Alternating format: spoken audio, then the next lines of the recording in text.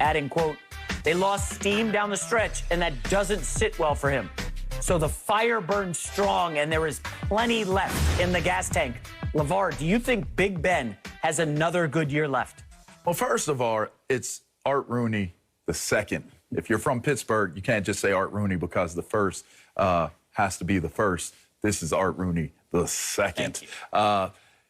Yes, he does have some left in the tank, but they're not bringing him back to be a Super Bowl champion quarterback. I'll tell you what they're bringing him back for. They're trying to leverage and see if they made a great decision in bringing in Dwayne Haskins. They're going to try to see if Dwayne Haskins can become a professional within an amount of time of Big Ben playing and starting off the season. He's what I would call a first-second option, all right? First-second option meaning that Big Ben is going to be your first option as a starter at the proper price tag. Wonderful. There's the understanding, the familiarity with the offense, with the team, with the city. So you're comfortable with Big Ben.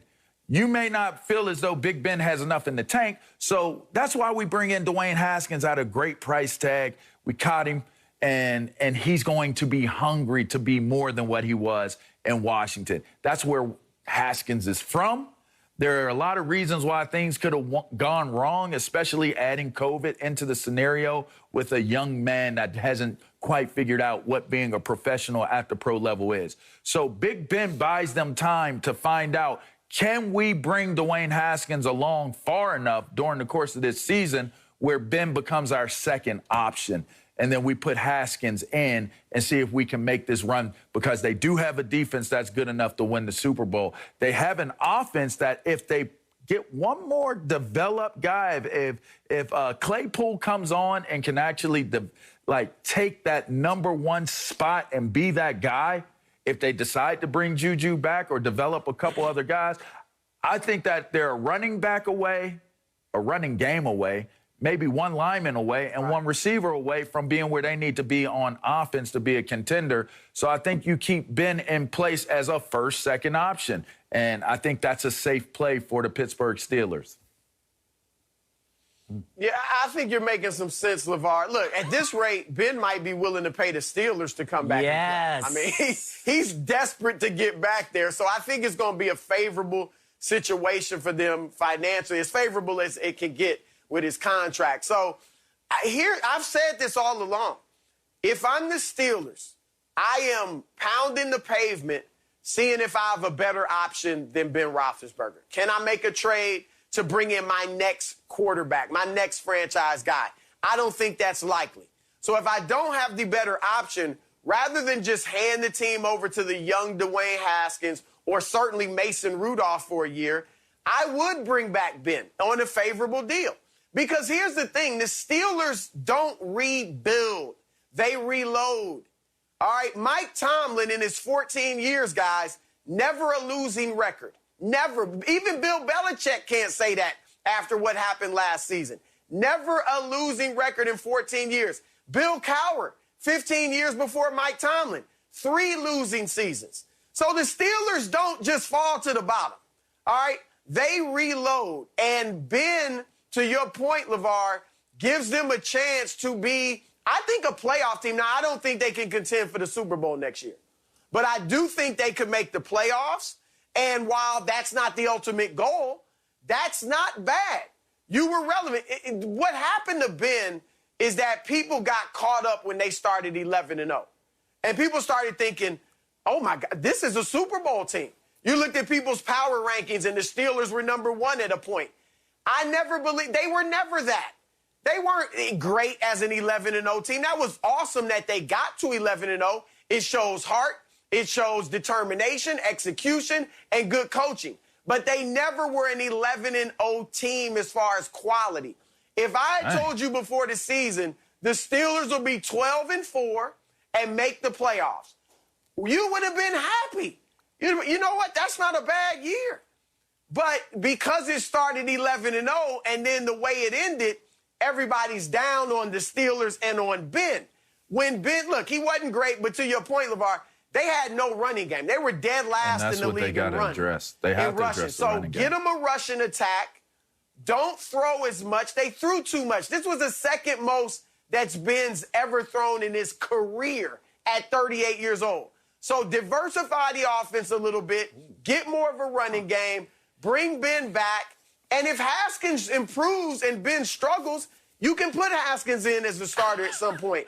But I'd rather Ben play the whole year and Haskins learn in that building for a year, and he matures, hopefully, and maybe he will be your quarterback going forward after next season. Okay, so there's so much here. I almost need like a 20-second timeout. You can put Haskins in, Chris?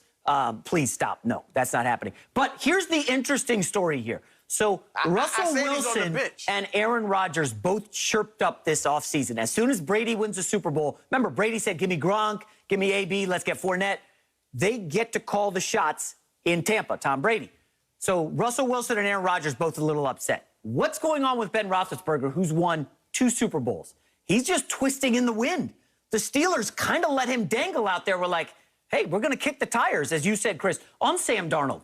You know, we're going to see, can we bring in Carr? Do we need to make a move? Ben Roethlisberger, guys, is the reason that team stunk down the stretch. LeVar, don't tell me they need another receiver. They had the best receiving group, I think, in the league. Claypool, Juju, Washington. I mean, they are loaded at receiver. Ben is the problem. Final 7 games, he threw 10 picks.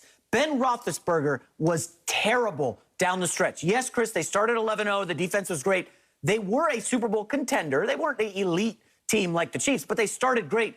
Ben was the reason down the stretch they cratered. Now, I know he had the surgery the prior season on the elbow, and it looked it coming down the stretch, okay? This guy's got a lot of wear and tear. He's immobile in the pocket. They really quickened his release, LeVar, because they know he can't move around. So he's just throwing passes. I know he's throwing 40, 50 passes a game. That's not ideal, but they were winning with that until he started making all these terrible mistakes.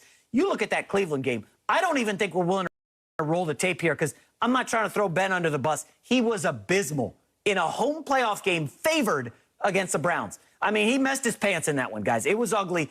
I actually believe Ben Roethlisberger is like what Chris said, basically begging the Steelers, please, guys, bring me back. I can't go out like this. I'm a 2-time Super Bowl winner. LeVar, I don't have as much faith in Ben Roethlisberger as you do. Like, this offensive line, did they lose Pouncey? I think he just retired. And, you know, the offensive line's getting old. I think they have 4 or 5 starters over the age of 30.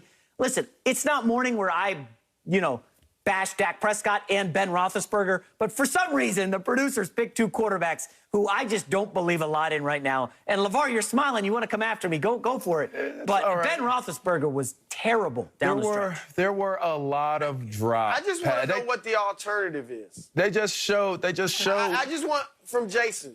Go ahead. I would see what Sam Darnold can do. I just want to know what the alternative is. I think LeVar and I are saying the same thing. Who's the alternative? Okay. So, you know, Sam Darnold, the Jets quarterback, and I'm not just trying to get the Jets draft picks, he had nothing. He had the worst offensive skill position players in the league. You put him in that Pittsburgh offense. You give him Claypool and that fleet of receivers. They got a good tight end and dropped him as prime, Eric Ebron. Can they get Darnold? Well, can they get Darnold? Why not? But what the Steelers don't do is make knee-jerk reaction decisions. They don't do that. They're not going to go out there and get a Deshaun Watson in a blockbuster trade. They just don't. What, Jerome Bettis? Is that the last time they did something to that caliber? So they don't do that. It's a very, very traditionally ran organization, and they do it very sensibly, and they do it the right way. So getting a Dwayne Haskins, he played at Ohio State. You're right next door to Pennsylvania. They're very aware of what he's done during the course of his time in college. When you look at the things that he came up short as a pro, for one, you're talking about a team that's in the I guess the process of changing the culture. You're turning a cruise ship around, not a motorboat, all right? So there are a lot of reasons why Dwayne Haskins could have came up short in an environment where he came from, where he came up short. You put him in that stable environment where, you know, I'll tell you a quick story.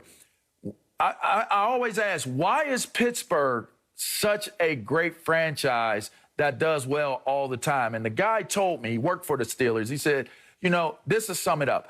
I parked at the back of the parking lot. The parking lot is not assigned parking spaces. I parked at the back. I got there like maybe 10 minutes, 20 minutes before everything was supposed to start. And I get out of my car, and one of the Roonies says, "Hey, good morning to you." And he's like, "Why are you parked here like I'm parked here? You should be parked up front." He said, "No, I got here at the same time as you. I got to find a parking space where the parking spaces are. I want a better parking space. I got to get here earlier," right? This is the owner of the team. So when you have a mentality where we work together, not against each other, it creates a different type of feeling. It creates a different type of environment. This is the type of environment that a Dwayne Haskins needs, and